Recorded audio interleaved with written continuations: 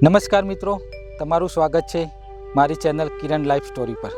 અને મિત્રો, આજે હું તમને એક સરસ મજાની કહાની કહેવાનો છું, એક વાર્તા કહેવાનો છું, એક પ્રેરણાદાયક વાર્તા। તમે મારી પાછળ જોઈ શકો છો કેટલું સરસ મજાનું જંગલ છે, અને આ જંગલ ઉપરથી મને આજે એક વાર્તા યાદ આવી કે ખરેખર તમારા જીવનમાં તમારી જે વિચારસરણી છે ને એ બદલવાની જરૂર છે। જો તમે તમારી પોતાની વિચારસરણી બદલો ને તો તમે ક્યાં પહોંચો એ તમે કોઈ દિવસ કલ્પના જ નહીં કરી। તમને કોઈ પણ વિષયમાં તમને સફળતા મળશે આ કહાની ઉપરથી। એટલે હું તમને એક એવી વાર્તા મને યાદ આવી, એટલે હું તમને એક વાર્તા સંભળાવું છું। તમે ધ્યાનથી સાંભળજો, તમને આ વાર્તા ઉપરથી ઘણું તમને શીખવા મળશે। એક રેલવે સ્ટેશન હોય છે, એ રેલવે સ્ટેશન ઉપર એક ભિખારી હોય છે, અને મિત્રો એ ભીખ માગતો હોય છે। રોજ જે પણ મુસાફરો આવતા હોય એમના જોડે એ ભીખ માગતો હોય છે। અને ભીખ માગતા માગતા એક વખત એક મુસાફર આવે છે, એને સૂટ બૂટ પહેરેલો હોય છે અને ઊંચો હોય છે એ વ્યક્તિ, અને એને જોઈને ભિખારી કહે છે કે આ વ્યક્તિ જોડેથી મને વધારે ભીખ મળશે, એટલે એના જોડે જાય છે અને પછી એ ભીખ માગે છે। એટલે ભીખ માગવા જાય છે એટલે એ માણસ વેપારી હોય છે એ વ્યક્તિ। એટલે એ વ્યક્તિ કહે છે કે હું ભીખ તારે જ આપું કે તું બદલામાં મને કંઈક આપી। તો એ વ્યક્તિ કહે છે કે હું તો ભિખારી છું, હું તમને શું આપી શકું। એટલે પેલો વ્યક્તિ વેપારી હોય છે, એટલે એ કહે છે કે હું વેપારી છું, એટલે હું હંમેશા લેવડ દેવડમાં જ વિશ્વાસ રાખું છું। તારી જોડે જો કંઈક આપવાનું હોય તો મને કહે, તો હું તને બદલામાં ભીખ આપું। ભિખારી કહે છે કે મારી જોડે આપવા માટે કંઈ નહીં।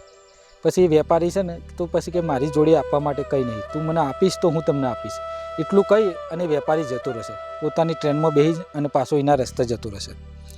હવે એવું થાય છે એવું મિત્રો કે ભિખારી રાતે વિચારે છે કે હું કોઈને કશું આપતો નહીં, એટલા માટે જ લોકો મને ભીખ આપતા નહીં। એટલે એ વિચારે છે કે હું તો પોતે ભિખારી છું, તો હું તને શું આપી શકું લોકોને। એટલે પછી એક વિચારે છે, 2 દિવસ સુધી વિચારે છે, અને વિચાર્યા પછી કંઈક નિર્ણય ઉપર આવે છે કે તને હું બદલામાં એમને ભીખ નહીં માગીશ, હું દરેક વ્યક્તિને કંઈક આપીશ અને પછી જ હું ભીખ માગીશ। એટલે એ વિચારે છે કે હું શું આપું। તો એક દિવસ એ રેલવે સ્ટેશન પાછો બેઠો હોય છે, એટલે બેઠો હોય છે ને ત્યારે એની નજર એક ફૂલો ઉપર પડે છે। ફૂલો ઉપર નજર પડે છે ને એટલે એ જુએ છે, વિચારે છે કે તને હું એવું કરું કે જેના પણ જોડે હું ભીખ માગું એને હું બદલામાં ફૂલો આપું। પછી એ રોજ થોડા ફૂલ લઈ લે છે, અને જેના જોડે ભીખ માગતો હોય છે, એટલે જે વ્યક્તિ એને ભીખ આપે એના બદલામાં એને એક ફૂલ આપતો હોય છે। એટલે લોકો રાજી થઈને એને વધારે ભીખ આપવા માંડ્યા, બરાબર। એટલે એના કારણે છે ને એના જોડે પૈસા આવવા માંડ્યા ને એટલે પછી એનો વધારે ફૂલો વેણવા માંડ્યો, અને વધારે ફૂલ વેણવાથી વધારે લોકો એને ભીખ આપવા માંડ્યા, અને લોકોને એ ફૂલ આપવા માંડ્યા। હવે થાય છે એવું, એક દિવસ ફરીથી એ માણસ જે વેપારી હતો એ માણસ એને ફરીથી દેખાણો સ્ટેશન ઉપર। એટલે એને જોઈને પેલા ભિખારીએ તરત એની જોડે ગયો। ભિખારી જ્યારે એની જોડે ગયો અને ભિખારીએ કહ્યું કે લ્યો ફૂલ, હવે તો તમે મને ભીખ આપશો ને। એટલે પેલા વેપારીએ કહ્યું કે હા આપીશ ને। પછી જ્યારે પણ એને ફૂલ આપ્યું ભિખારીએ, અને વેપારીએ પછી એના બદલામાં એને ભીખ આપી।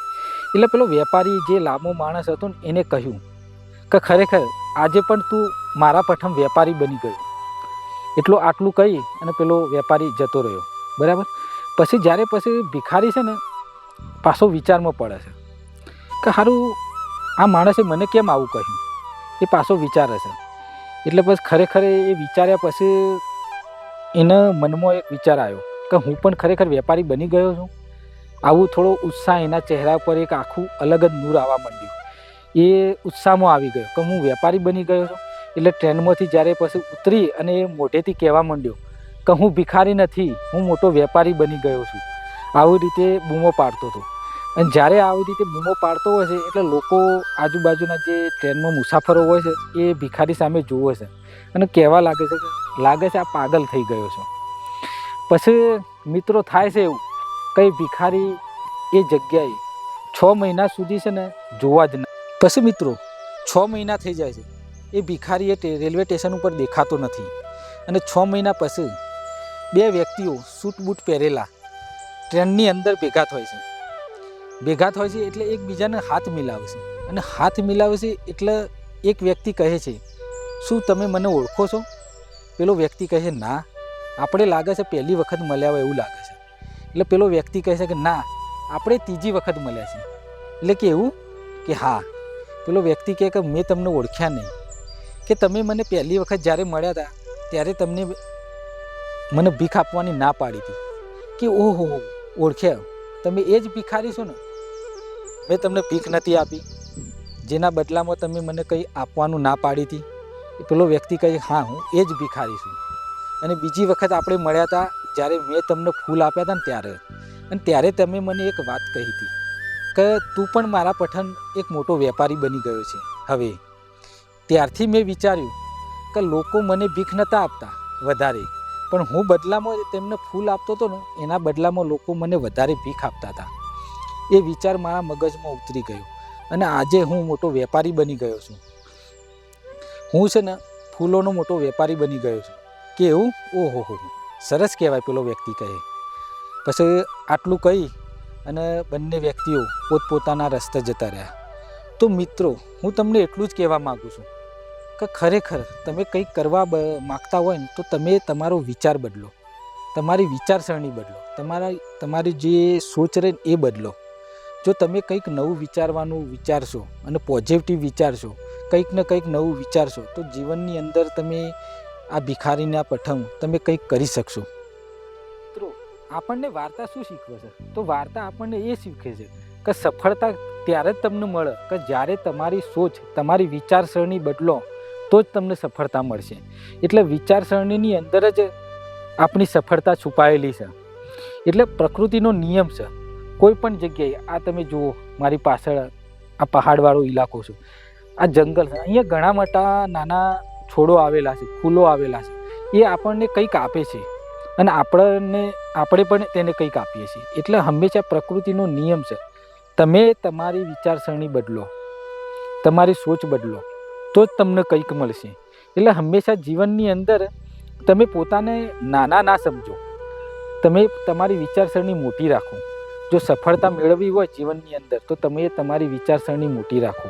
હંમેશા નાની વિચારસરણી કોઈ દિવસ ના રાખો. તમે મોટું વિચારશો તો મોટું કાર્ય કરશો. તો આપણને આ વાર્તા ઉપરથી એ શીખવા મળ્યું કે તમે તમારી વિચારસરણી બદલો. એટલે વિચારસરણીની અંદર જ તમારી સફળતા છુપાયેલી છે. બરાબર? તો મિત્રો, તમને અમારી આ કહાની, આ વાર્તા ગમી હોય તો અમારી ચેનલ કિરણ લાઈફ સ્ટોરીને સબસ્ક્રાઈબ કરવાનું ભૂલતા નહીં અને કોમેન્ટ કરવાનું પણ ભૂલતા નહીં અને અમારા વિડીયોને લાઈક કરવાનું પણ ભૂલતા નહીં. ફરીથી મળીશું એક નવી જગ્યાએ એક નવા વિડીયો સાથે. ત્યાં સુધી જય માતાજી, જય હિન્દ.